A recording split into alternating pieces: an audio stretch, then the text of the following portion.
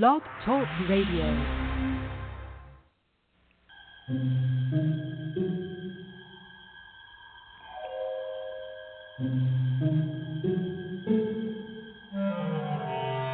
Archangels, ghosts, and Bigfoot, oh my.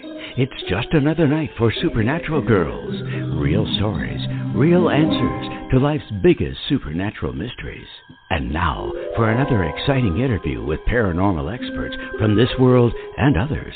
Here's your host, paranormal researcher Patricia Baker, on the one, the only Supernatural Girls.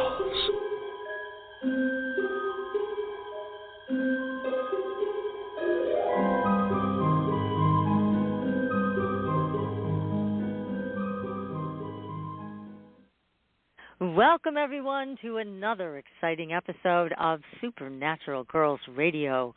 Today is March 22nd. That's a master number, I think, PK. And yes, we have a great guest for everybody tonight.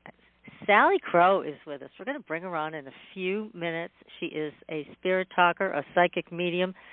We are ready to hear from Salicrow about all of the things we absolutely love. So, first, PK, let me check in with you. How are you? I hear you had all kinds of rain today in Tucson, and you're expecting more. Definitely expecting more, but it's dark, overcast. You know, it's one of those dreary days that we've been forced to endure of late, but I can't complain compared to what you ladies have been dealing with weather-wise. I know. Snowbanks so high. Oh, my God.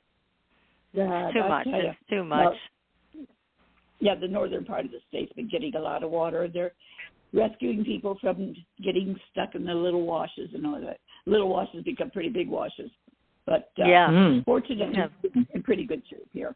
It's just one of those dingy, dark days. So I thought I'd talk about the meaning of colors. And good. Every number that we have has a specific color that goes with it, but I'm not going to go into the numbers per se. I'm just going to go into the colors right now, because if a person knows their numbers, that's great. But red is a 1 number, and it's great because it makes first moves. Its dark red indicates tense situation, and a light red indicates indecisions. So if you're getting ready to go places or do different things, think about using these colors according to how you feel. If you're into the blue is a color of creativity, into your artistic projects, shows a lot of wisdom, but it makes us think about the welfare of other people. So it's more compassionate. Green, this is good because it indicates a situation that will seek the most peaceful solution, looking for more harmony. So green indicates the least resistance to use. It's a color of honesty and truth. So pay attention to your colors. I think it's going to help you a lot. Yellow, if you're dealing with yellow, that's a color that represents curiosity, the desire to make things better, which we could always use some of that. Oh, God, yes. And, of course, purple. We've talked about that in the past. Great ambition accompanies that shade, and it's a lot of energy. Purple is luxury. You think of that as the regal color. Carries the power of big profits, by the way. I think I'll wear purple like that a lot more often than I have been. Now, orange, that represents the energy that enjoys giving to others. It can indicate it's growing of things, of new beginnings, things of that nature. Okay. So it's always nice to wear a color that makes you feel better, and it gives you more empowerment. Brown, that says, trying to sneeze here. Success comes of steady work, and it shows a lot of energy, but it's rather a secure, slower force. Brown indicates things that are hard work. It's a color of endurance. And, of course, black, strong drive and purpose. It's the vibration of dignity. And we seem to enjoy black a lot. White, it represents good and fair judgment and shows the path of the spirit. So that makes it nice. If you think about the colors that you like, think about what it reflects around you. Now, each one of us, whatever personal year we're in, one of these 9 colors would fit with that as well. So we have a combination. We don't have to just stay with one thing. We could take a look at what does the color represent number-wise, and also by taking a look at your given birth information, that will also show you what number by color is best for you. I'm going to put something on my webpage about the colors this next month so you can kind of take a look and see how it affects you personally and why you're drawn towards certain colors. That might help. Oh, that's great. And that's patriciakirkman.com. That's the website. Mm-hmm. Yeah. Yes. You can also reach... That helps. Yeah. And you can also reach Patricia on the Supernatural Girls website, too. We have her picture and her link, and everything's there, so you can get all the color information from there. And I did want to talk about the Endolite band. As you know, I've been chattering about that for a while, and I finally got it. I've been using it regularly. This thing is so powerful. So for anybody who's interested, go to our Supernatural Girls homepage and scroll down. You will see a photograph of this. It kind of looks like a super tech fit band. It does a lot more than that, though. I mean, these are lasers that are used for cleaning out your bloodstream. It's for health. You can read all about it when you just click on the descriptive link, and it'll bring you to the Weber Medical site, and it'll explain more about how this works. And as everybody knows, I use the first version of this called the Laser Watch, and for the last 5 years. It's been incredible for me, and I was very anxious to try this one, and all I can say is, wow, it is exactly what Dr. Weber described. It's twice as powerful as the original. So take a look. If it's something that you feel you want to use at home for yourself, you can purchase it from the link that's on the Supernatural Girls website, and you will get a discount. So I believe they were offering $100, well, it's €100 discount off of the Endolite band. So it's quite a remarkable piece of technology that you can use in the comfort of your own home. And I like that. I'm tired of going to offices for whatever reason. I don't care if it's for a massage or see a doctor. I like things in my home that I can use at my convenience. So there you have it. So we're going to start out tonight with a little commercial about Endolite band, and then we're going to bring on our guests. So just stay tuned. Yeah. The health benefits of sunlight to our body are well known.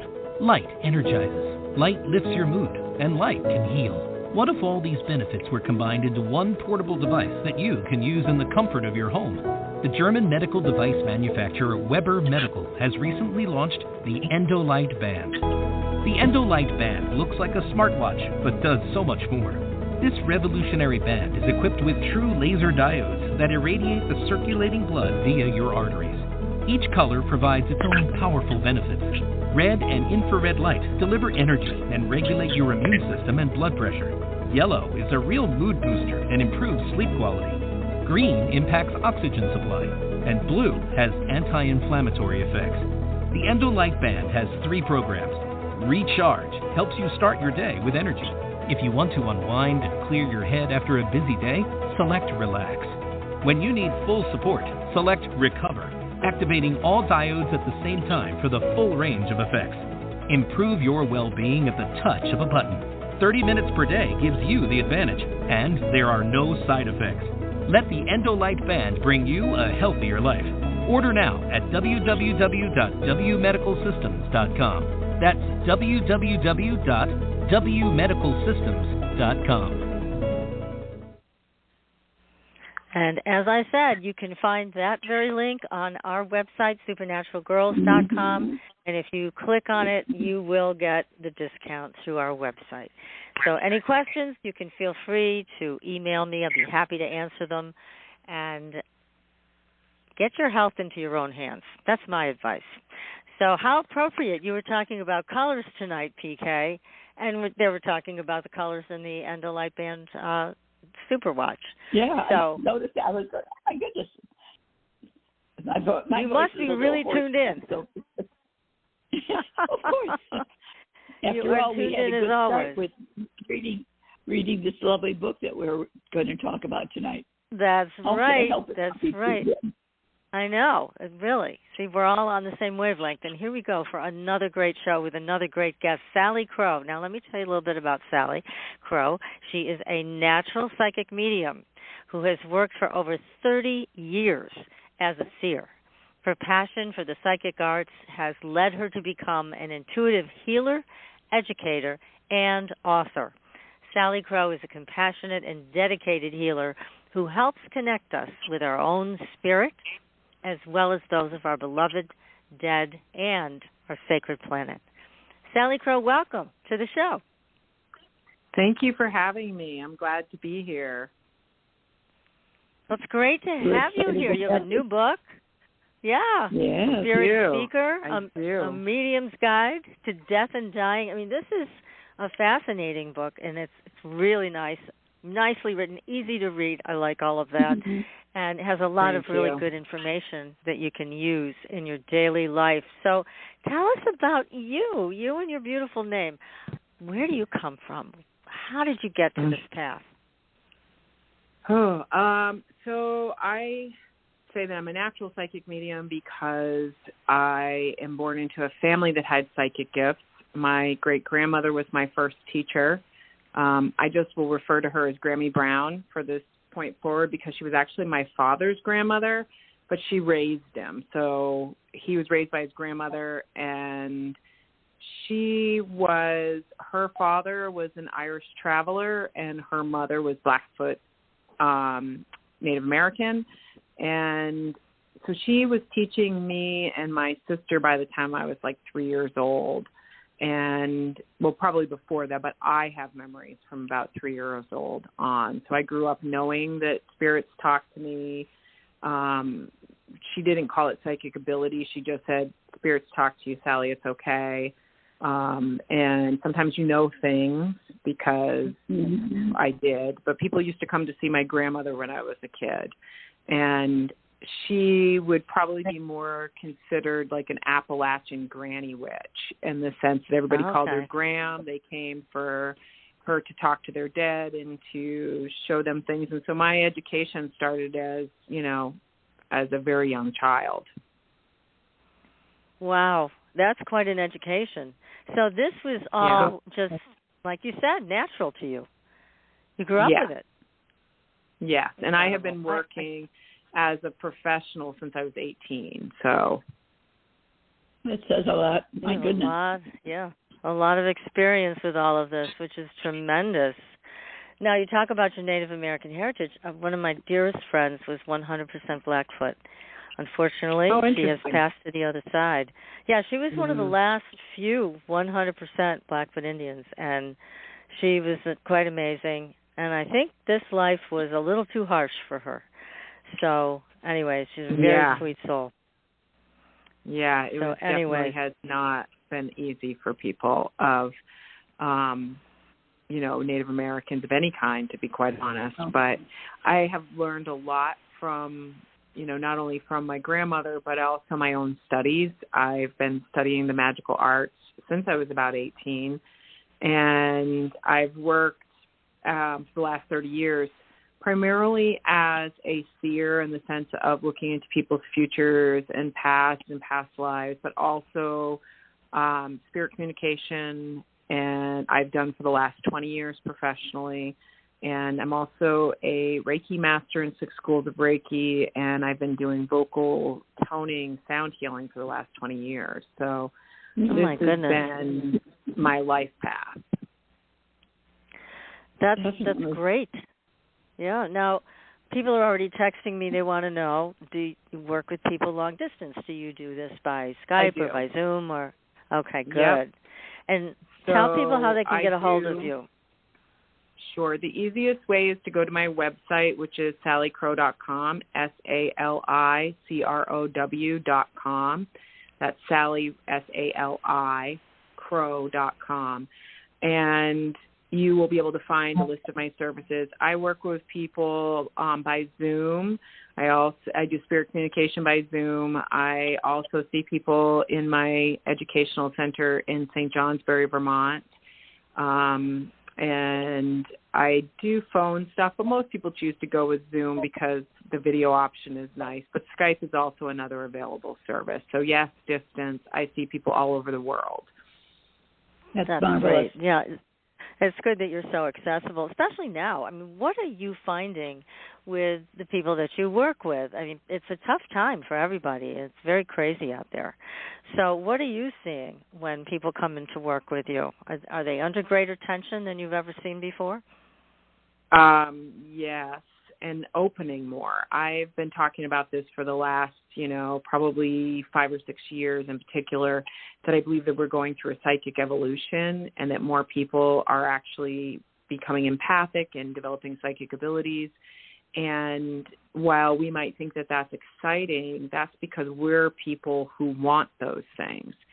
But I've had a lot of people who showed up who never went looking for it and don't even understand what's happening to them because suddenly they're experiencing other people's emotions and they're maybe seeing things that they can't explain. So, yeah, for sure, I think that we are going through a major, evolution in human consciousness. Yes, it's quite challenging. It really is.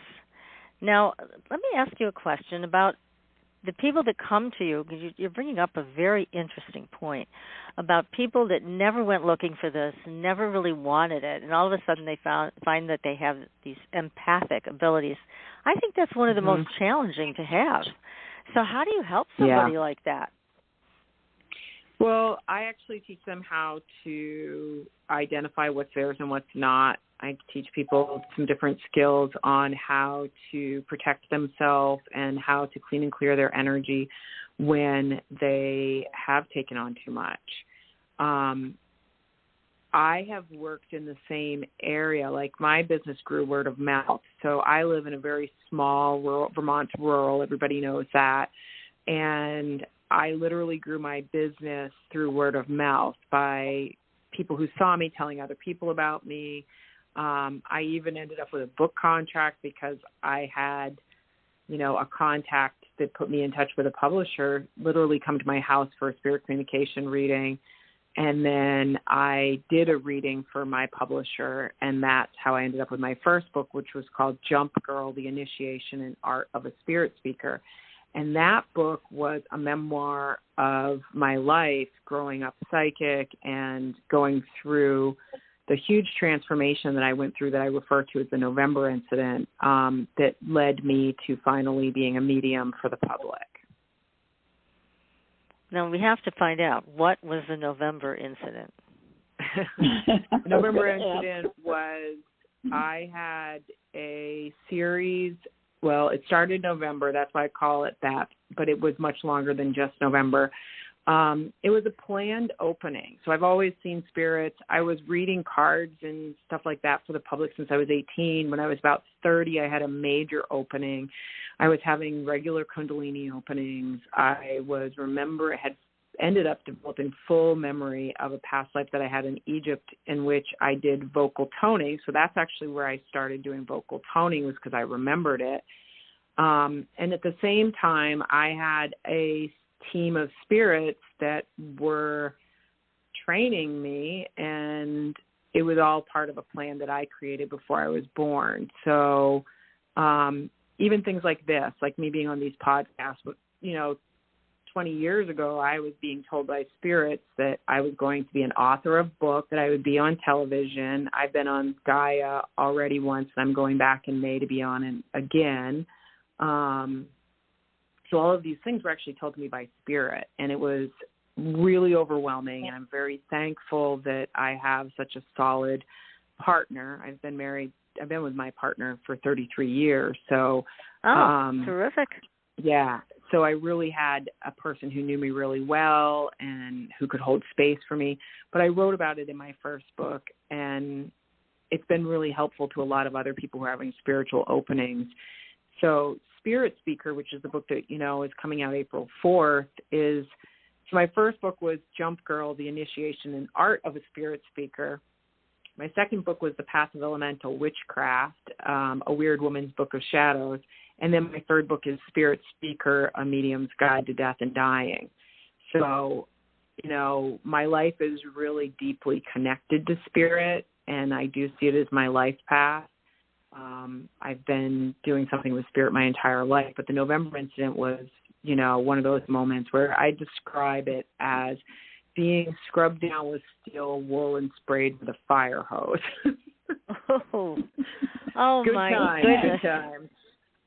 That certainly would get your attention. Yeah. Goodness gracious. Oh, but, wow. you know, it was good, and now I'm very thankful for it, but it was definitely intense. And so I really have a lot of empathy for people who are going through openings who maybe aren't prepared for it, because I had a lot of preparation. You know, I had been raised believing that spirit speaking to me was normal. Granted, the intensity went from like 10 to 100, but, you know, I wasn't somebody who had never had anything happen to me. I was already doing things with spirit. Some people are having experiences who've never done anything. They don't even know what's happening to them. And that's got to be really scary for them. It is.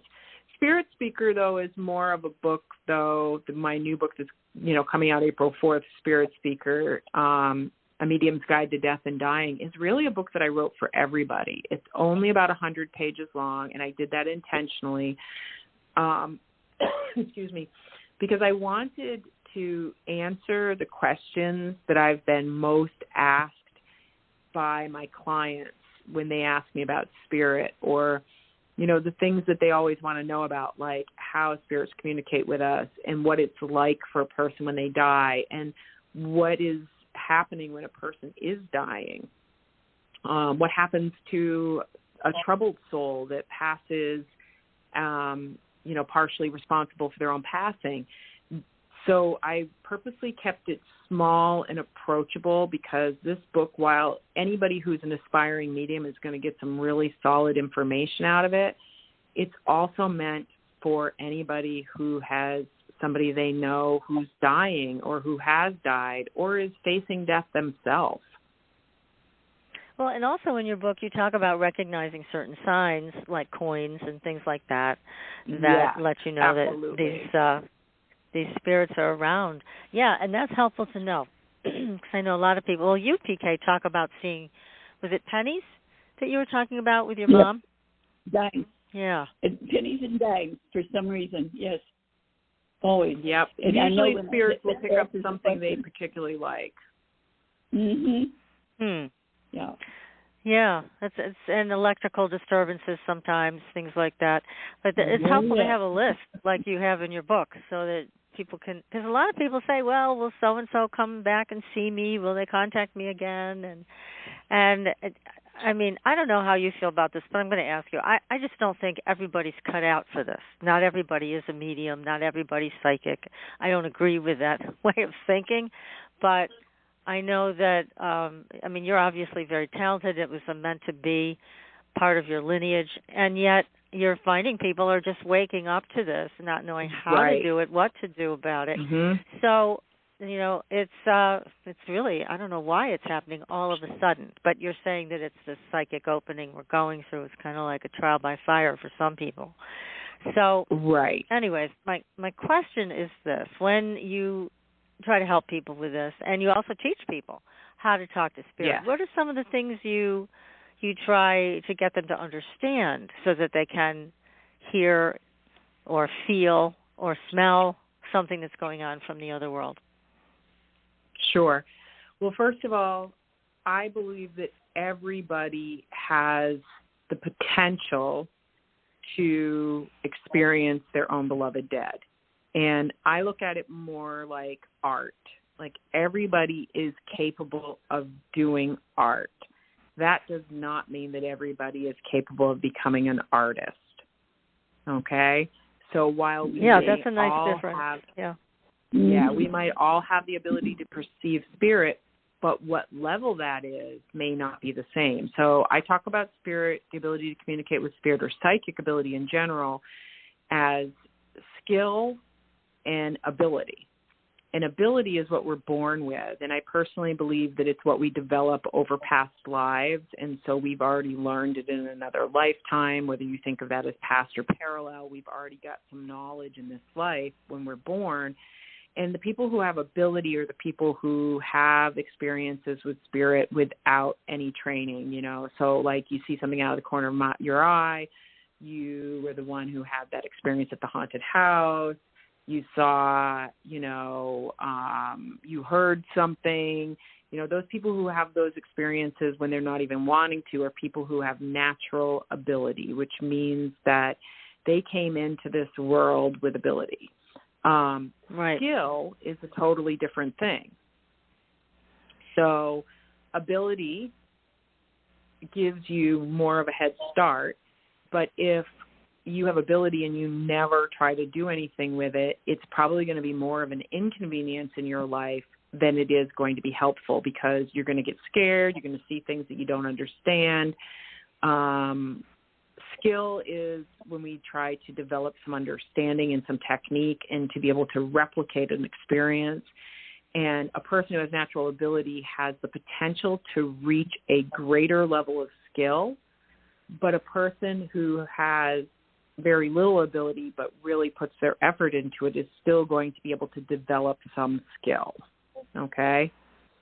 And that's one of the things I like to start people with is like, it's like anything, you know, like I might be able to run, but I am not an athlete, so I'm not going to be in a competitive race, okay?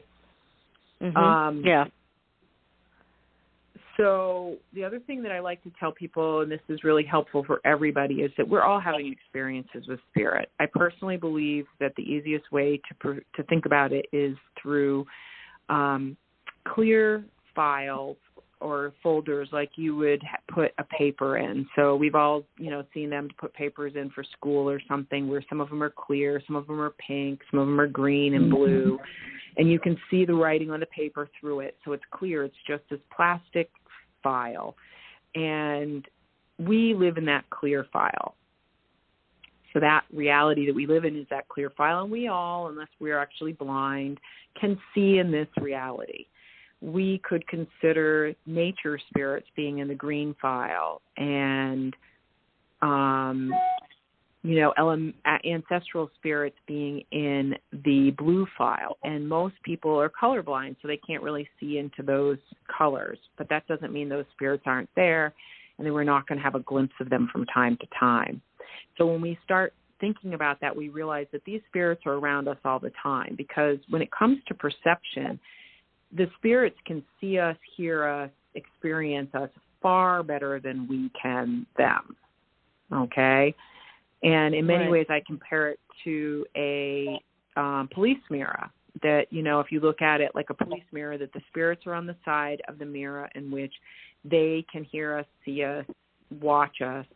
We are on the side of the mirror in which sometimes we think we see something, we have a feeling somebody's there, but we can't quite make it out.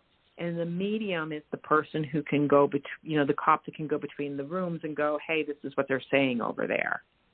Okay? Right, like a translator. Now, when you do this type of work, when you do spirit speaking for people, I know there's some mediums that basically say, well, it's whoever shows up. Sometimes this one will show up, sometimes that one, but I don't go looking for them. And then there's other mediums that will go looking for them and find the person that this client in front of you wants to talk to. How do you do it? I go looking for people. I think of it almost like a phone call. When people sit down with me, I can't guarantee, but there's so seldom that they don't come through, that what I do is when somebody, you know, either sits down with me in person or on Zoom or a group of people, because I do seances as well and galleries. And if it's a gallery, they don't have control of who comes through. But if it's a seance, if it's a small personal group or an individual session, then I start by saying, are there special guests who you would like to speak with? Especially with one-on-one sessions, I know that, you know, somebody has made an appointment with just me by themselves, and, you know, it's a really emotional thing for them. It's a time-consuming thing. It's a financial thing. And so I want to make it the best experience for them that I can. So I start with asking them, who would you like to speak to? And I don't want them to give me details. Like they can tell me my brother Tom, but I don't want them to tell me that Tom died when he was a kid or that he had cancer at 72. I just want them to give me the name, because it is going to feel better to the person if I'm the one giving them the details instead of them telling me the story. Right. But I do ask. And I do think of it like a phone call. Like I think of it like I invite them in. I start every spirit communication session as a sacred thing, which means we take a moment of silence and close our eyes, centering ourselves, letting go of our everyday worries. And then I ask my spirit guide to come in, who I consider my doorman. So he kind of keeps control and helps me with crowd control. And then I invite the spirit. That's great. Well, I used to own a bar, so I call it a doorman, because you know what the doorman's job is. You can come in, right. you can, I'll pass the message Right. for you. Yeah, you got your own bouncer there. That's right. I have a bouncer. But what I find is that most of the time that spirit is there. And if a person really wants to communicate with a particular spirit and they're going to go see a medium, I recommend talking to them yourself before you even go to the appointment. Let them know what you're doing. Invite them to go to the appointment with you. I can't tell you how many times, I used to see people at my home, and how many times I would watch people pull into my driveway, get out of their car to come up to my house, and I could already see the dead with them. They rode with them in the car on the way over. And now, while I don't have that view as much, I still have people say, oh, my God, we were just talking about this on the car ride over. I'm like, of course you were. They're talking about it because they were in the car with you on the car ride over. So, yeah, I do ask for people. Interesting. Now, when you do a seance, of course, we're all used to what we see on television, with the table raising up, lights flickering, all that stuff. What happens when you do a seance? How does that go? None of that stuff. I think of it like being a guest at other people's family reunions. So I work with a very normal clientele, and I say that like I'm outwardly a witch. My second book actually has the word witchcraft in it. But I've lived in this small area my whole life, and my business grew word of mouth. So it literally was people telling people about me. And I read for old ladies and police officers and doctors and waitresses and, loggers and, really normal people. Like when I have shown friends of mine, like been in a local pub and been like, these are my people. And they're like, these aren't your people. I'm like, yes, they are, because everybody has loss. And so I try to keep it really normal looking, because I don't want my people to feel uncomfortable. So, we usually sit around. Like my office actually has a kitchen table in it. I like to sit at a kitchen table probably because I started at my own home. And my space always feels homey no matter where it is. And I want people to feel that way. So when they come in, we sit down together around a table usually, and I got a box of Kleenex on the table, but I start with, opening my my seance by literally, like I said, asking them who they'd like to speak to, and then calling in my spirit. And, I'm spreading a sacred circle around them when I'm asking them to close their eyes and take a few deep breaths, let go of everyday worries.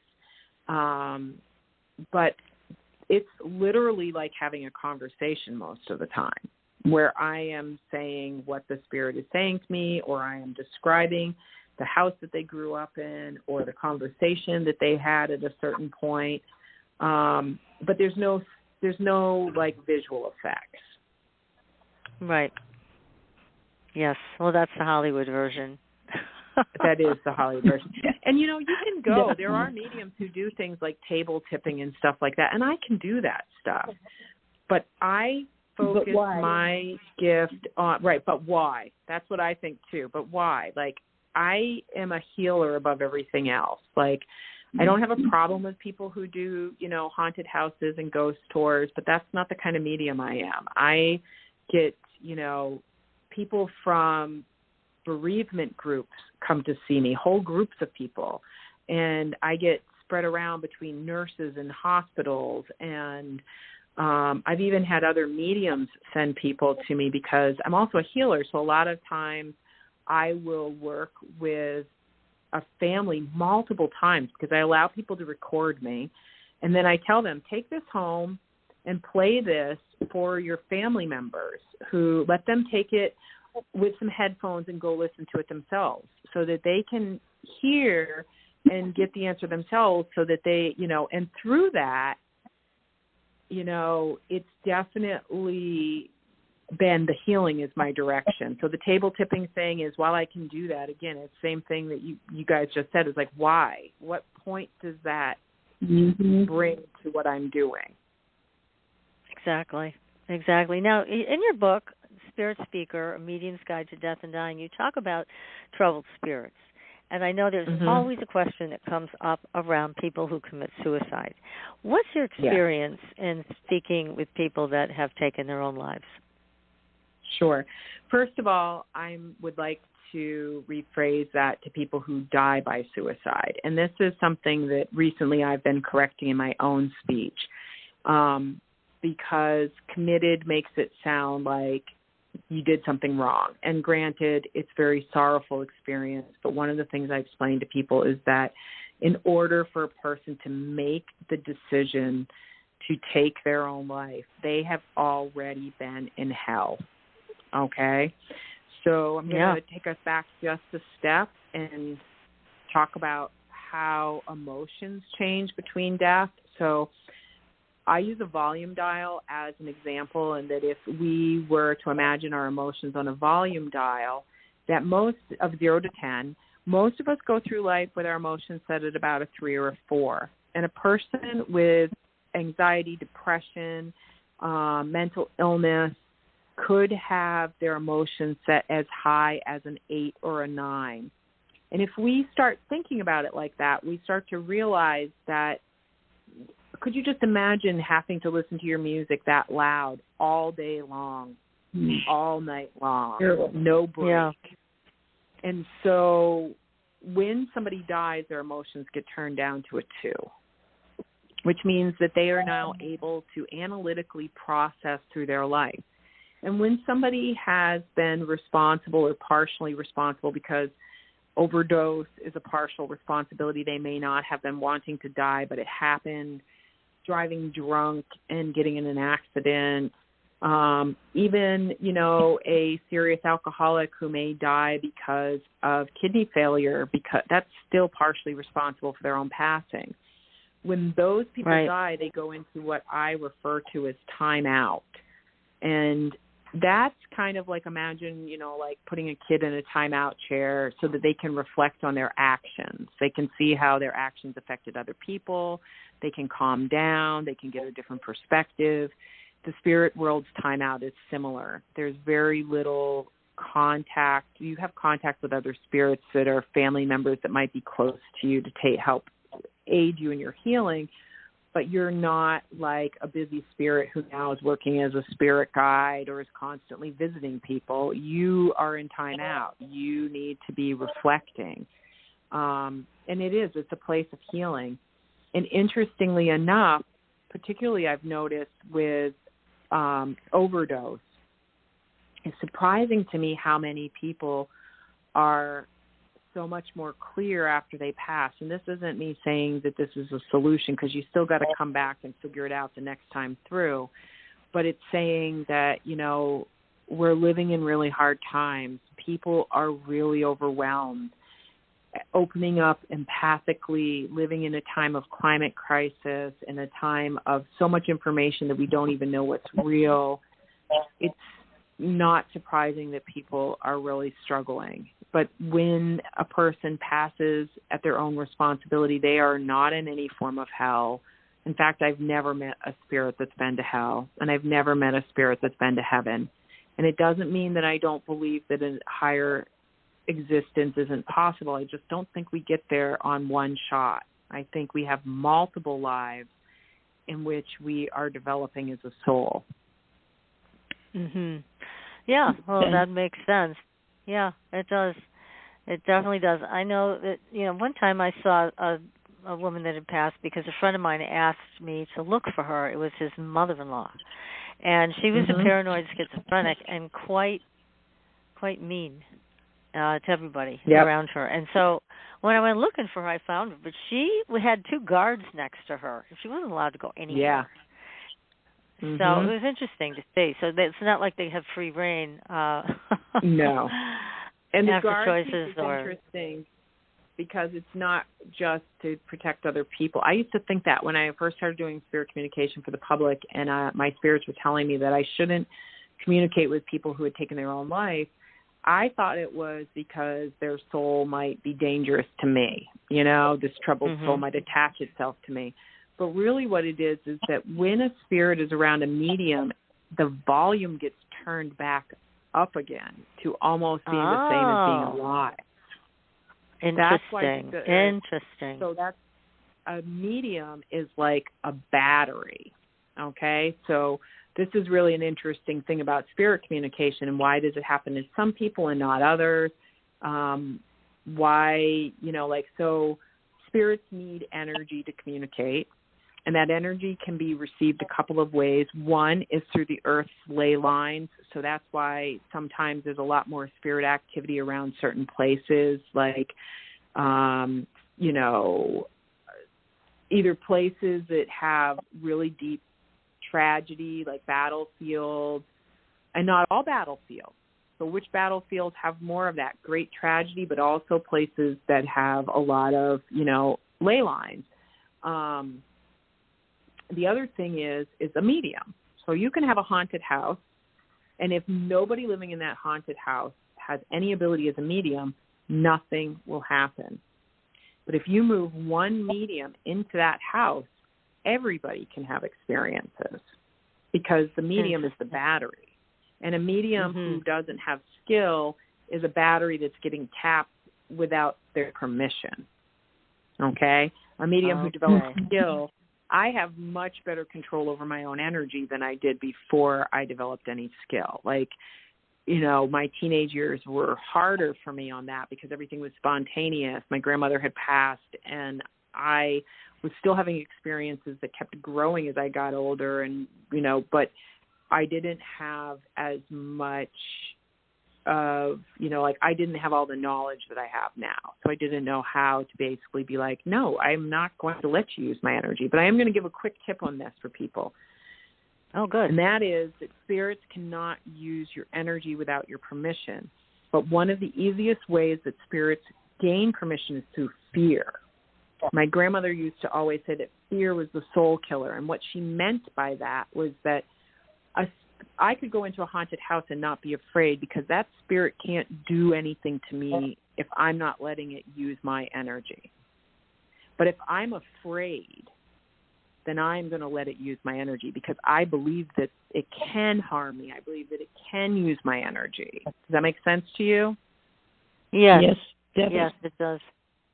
So I think that when you're saying, like, what do I teach students? One of the things I teach them is that fear is the soul killer, and that you've got to realize that when you're working with the spirit world, the energy that they're using is yours. And so therefore you are the person who actually has more control. And I used to teach this to my kids, my nieces and nephews, if they spent the night and they were afraid. One of my nieces spent the night and she was really scared. She was pretty young. And I finally was like, what is it? And she was like, well, they won't leave me alone if I don't have my blanket.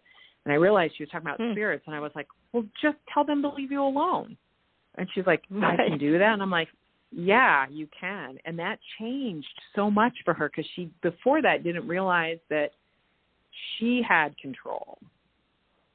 Okay? Right. So your energy, your control. So if you are a person who is having these intense experiences with spirit that you're not looking for, remember, and if you're learning or wanting to learn, it's also okay to tell your spirits that that you're working on it and they have to go be patient with you. Yeah, it's got to be at your own pace. Otherwise, exactly. it won't work out. Exactly. Yeah. Yeah, a lot of people don't realize that. I know one time we had a guest on who was living in quite the haunted house. I'm sure you remember this, PK. And the whole family was seeing things and experiencing things, and it wasn't a like a good ghost. Let me put it that way. But they started laughing at it, and it was their laughter that kept them safe. It was a very interesting story of how they just started laughing at it instead of being afraid from it. Yeah, well, I was actually taught by 5 spirits that this was something arranged before I was even born. Every time that I called my first book Jump Girl because I'm a 1, 2, 3 jump or rip the Band-Aid off kind of person. So every time, it's got its pros and cons. But every time that they would push me on something, because I was taught a lot of things, like because I'm also a healer, because I also do, when I do a haunted house, I'm looking to help the family create a balanced situation. I'm not looking for it to be an entertainment value. So I was really taught a lot of things. And one of the things that they, really pressed into me that was, I had a moment where I had 5 spirits sitting in me. And I was losing my crap. And I wrote about that in my first book as well, which I know we're supposed to be talking about Spirit Speaker, but Jump Girl is really, for people who are going through an opening, it describes it very clearly, and it might help you. But, and like if you, at one point I was so afraid because I didn't know how to make them go away. And my spirit, Adam, told me to call my Reiki master. And then when he told me that, he was like, if I wanted to hurt you, Sally, would I tell you to call somebody who could help you? And that got me to calm down. And then he was able to explain to me that I just need to calm myself down and I could push all of them away. And it worked. Because a lot of what I learned by jumping in the deep end and then figuring out where the shallows are. But it was really about, like, I only learn that way so that I can teach other people how to get into the shallows. So, to tell me like, oh, you just don't be afraid would have been fine, but I had to have the experience of being afraid and knowing what that felt like so that I'd be able to help other people if they got themselves into that situation. Because I do work with a lot of people who are having openings. Some of them want to develop an ability at spirit communication. Some of them just want to live a normal life, and they don't want to be, because some experiences when you're opening to spirit can be overwhelming. And if you take yourself to the hospital, you might end up on some pretty heavy-duty medication, because some of the things that I experienced, if I would have gone to the hospital and said, okay, this is what's happening to me, and I'm hearing these spirits, and they're telling me this, and this one's telling me that, they would have medicated me. Oh, definitely. Definitely. You would have had a permanent room at the local mental hospital. But one of the benefits I had was I had a spirit who was able to give me information that I could get proof for. And so I do recommend that if you are a person who is listening to this who's really wanting to open as a medium, start asking the spirits to give you something you can get proof for, whether it's a conversation they've had that you can ask somebody else about, or they're showing you something you can get proof on. That's helpful.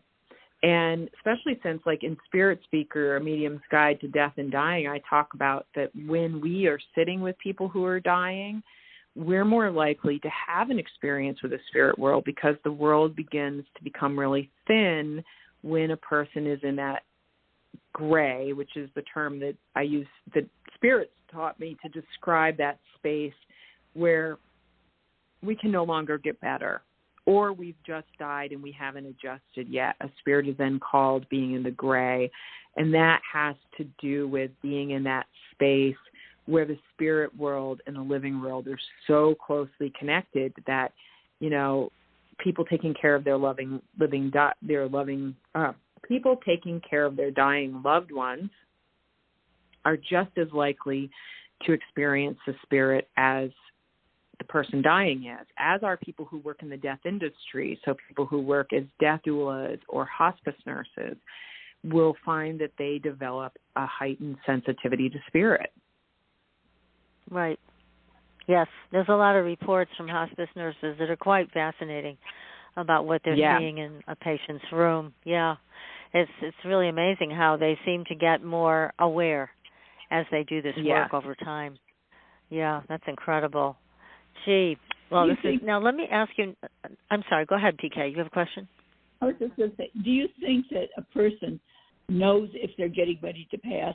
I'll give you, for instance, this individual was talking to their mate and telling them about past friends, everything they needed to do, should do, coming in the future.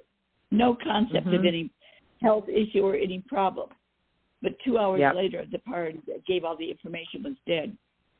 Yeah, I do think so. I think that we start to get a heads up and we start to feel that, and that often, you know, when I communicate with somebody who died suddenly, they will often bring up something like, I'll say, well, they always knew they were going to die young. And the person who I'm speaking to, their living loved one, will be like, they used to say that they couldn't see themselves as an old person. Or even like what you're talking about, that all of a sudden, right before their death, they started, you know, giving this information. Because, you know, first of all, when we die, we don't really go away, and time isn't really linear. It's linear when we're in a physical form, you know, we're 4 before we're 40, but when we're in spirit, time gets really weird. You know, we can go back and revisit moments from our past. We can wait for somebody who's still alive, and it could be 40 years is a long time when you're alive, but when you're a spirit, it could be hardly anything, you know, because we're not taking our time to brush our teeth and go to the doctor's appointment and go to work and, you know, make dinner. We don't have to do all those things. So, you know, the world is really weird, and we're starting to realize that more and more. We're starting to have these consciousness openings that make us realize that not only is the spirit world of our beloved dead right there, but also elemental spirits and, you know, extraterrestrial spirits, like, or interdimensional spirits, however you want to think of it. We all might be using different languages, but the reality of it is that the separation between the physical world and the world of spirit is getting really, really thin. It is. It is. I know people are seeing things they never thought they'd see in this physical reality. So, there's all kinds of events happening around the world, strange sounds and all kinds of ships in the sky. Who knows who they belong to? But, there's a lot of things. And I think people have come to accept the paranormal more today than they ever did. They may not know what to do with it, but there's an acceptance that really is new. Right. And I think that the important thing is like I talk about the word supernatural a lot. I'm like, the word supernatural still contains the word natural. It just is super. Yes. So like if we think of getting a supersized order of fries, we're still eating fries. We're just getting more fries. So if people are having a supernatural experience, they're still having a natural experience, but they're experiencing more than the average person. And that's the part we have to remember, is that these experiences are normal. And I also don't think that this is the first time in human history that we've been going through this. I believe that it's like a pendulum, and that I truly believe that this psychic evolution piece was triggered at the winter solstice of 2012. And when we think about the Mayan prophecy, I think we just interpret it wrong. It wasn't the end of the world. It was the end of a consciousness, an opening of a different kind of consciousness. And that's more like a pendulum swing. You know, we've had other times where the world was super connected to spirit, and then we went through the dark ages of, you know, witch trials and all of that kind of stuff. And now we're coming out the other end of it, and we're starting to realize that this is a normal thing. This is normal for people to communicate with their ancestors and their beloved dead.